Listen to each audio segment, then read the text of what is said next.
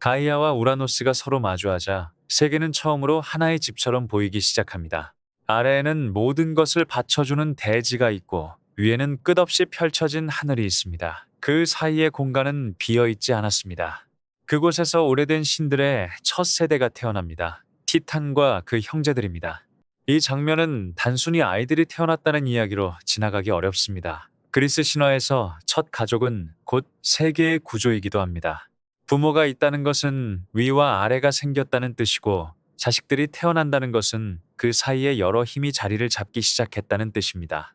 세계는 이제 혼자 움직이는 한 덩어리가 아니라 서로 다른 얼굴과 이름을 가진 존재들의 집이 됩니다.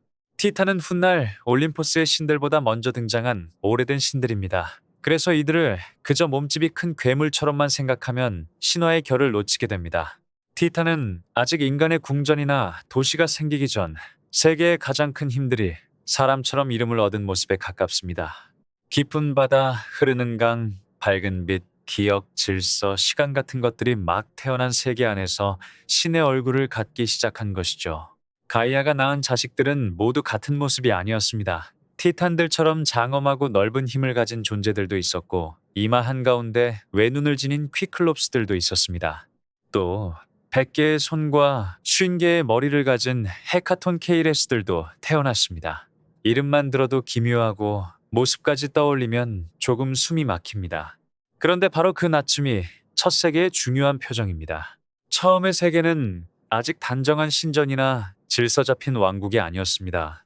아름다운 것과 무서운 것, 품는 힘과 넘치는 힘, 생명력과 불안이 한 집안에 함께 있었습니다. 가이아가 낳은 자식들은 모두 세계의 일부였습니다. 보기 좋고 이해하기 쉬운 존재만 세계에 들어온 것이 아니라 감당하기 어렵고 설명하기 힘든 존재들까지 함께 태어난 것입니다. 조금 생각해보면 이 첫 가족의 모습은 꽤 인간적입니다. 한 집안에서도 아이들은 서로 다르게 태어납니다. 조용한 아이도 있고 밖으로 계속 뻗어나가려는 아이도 있고 부모조차 어떻게 대해야 할지 몰라 당황하게 만드는 아이도 있습니다. 사랑스럽다는 말 하나로는 다 담기지 않는 힘들이 한 지붕 아래 모입니다. 신들의 첫 집도 그랬습니다. 가이아에게 자식들의 탄생은 세계가 넓어지는 일이었습니다. 대지는 더 이상 홀로 누워있는 존재가 아니게 됩니다. 자기 안에서 나온 힘들이 하늘 아래를 채우고 이름 없는 공간에 표정이 생깁니다. 하지만 우라노스에게 그 장면은 다르게 보였을지도 모릅니다. 하늘 아래에 점점 많은 존재가 들어차고 자기와 가이아 사이의 공간을 거대한 자식들이 채우기 시작합니다. 첫 가족의 탄생은 그래서 기쁨과 동시에 불안을 품고 있습니다. 새로운 생명이 생긴다는 것은 세계가 풍성해진다는 뜻이지만 동시에 아무도 완전히 통제할 수 없는 힘이 늘어난다는 뜻이기도 합니다. 특히 퀴클롭스와 헤카톤 케이레스처럼 낯설고 압도적인 존재들은 부모에게도 두려움의 대상이 될 수 있습니다. 신화는 이 불편한 감정을 숨기지 않습니다.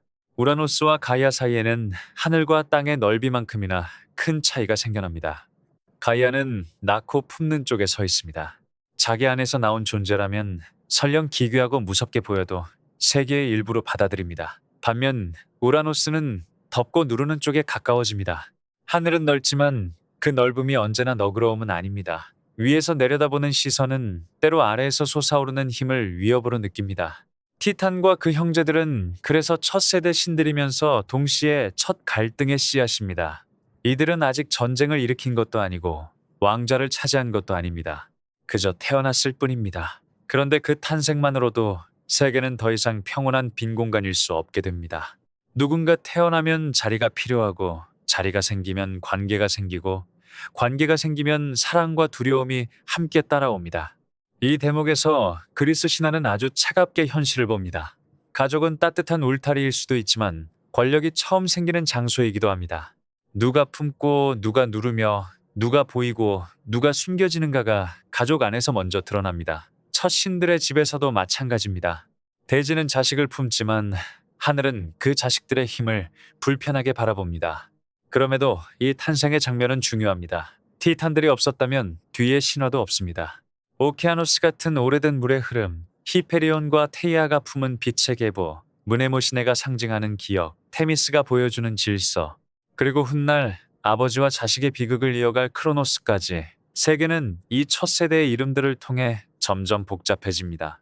신화의 무대가 단순한 하늘과 땅에서 관계의 세계로 바뀌는 순간입니다. 퀴클롭스와 헤카톤 케이레스의 존재도 빼놓을 수 없습니다. 외눈의 장인들은 훗날 번개와 무기를 떠올리게 하는 강한 제작의 힘으로 이어지고 100개의 손을 가진 형제들은 자연의 과잉처럼 보입니다. 폭풍, 지진, 거대한 파도처럼 인간의 손으로는 막을 수 없는 힘이 몸을 얻은 듯합니다.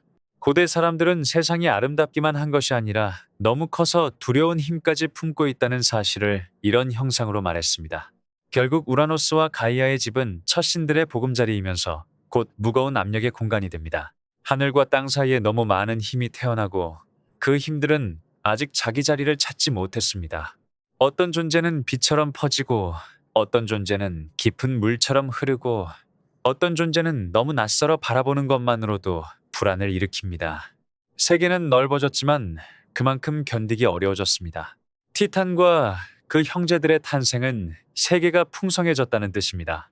동시에 세계가 위험해졌다는 뜻이기도 합니다. 모든 가능성이 축복으로만 오지는 않습니다. 때로 가능성은 부모의 두려움으로, 권력의 긴장으로, 앞으로 벌어질 충돌의 예감으로 찾아옵니다. 그리스 신화의 첫 가족은 바로 그 복잡한 순간에 서 있습니다. 하늘은 덮고 대지는 품고 그 사이에서 낯설고 거대한 자식들이 태어납니다. 이 집은 아직 무너지지 않았지만 이미 안쪽에서는 균열의 소리가 들리기 시작합니다. 티탄과 그 형제들은 신화의 첫 세대입니다. 그리고 그들의 탄생은 세계가 더 이상 조용한 시작에 머물 수 없게 되었다는 신호입니다.